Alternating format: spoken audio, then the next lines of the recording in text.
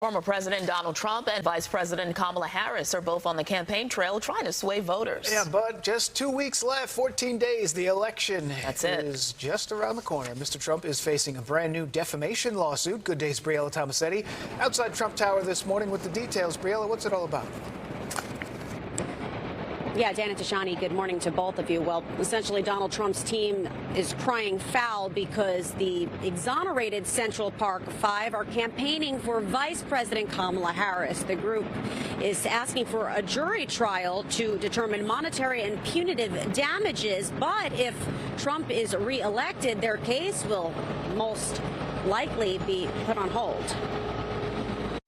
He defamed them to an audience of 67 million Americans on September 10th. Five men known as the Central Park Five have sued former President Donald Trump for defamation following remarks he made during last month's presidential debate against Vice President Kamala Harris. And I said, well, if they pled guilty, they badly hurt a person, killed a person. And both those things aren't true.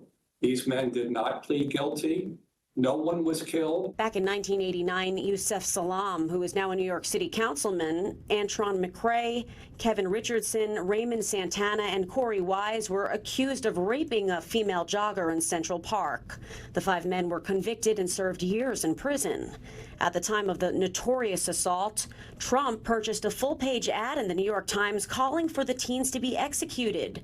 But their sentences were vacated in 2002 after another man confessed to the crime, which was confirmed through DNA. What's available to these men is a trial with a jury to obtain damages to fairly compensate them for their loss of reputation. A spokesperson for the Trump campaign responded to the lawsuit with a statement saying, "This is just another frivolous election interference lawsuit filed by desperate left-wing activists in an attempt to distract the American people from Kamala Harris's dangerously liberal agenda and failing campaign."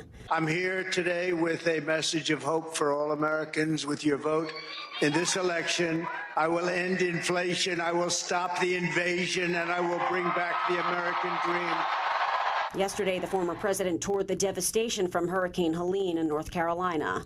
Trump has been critical of the federal response to the storm and says he supports Congress reconvening early to approve more relief funds. I bring to it my own ideas, my own experiences. But it is also about moving past what, frankly, I think has been the last decade of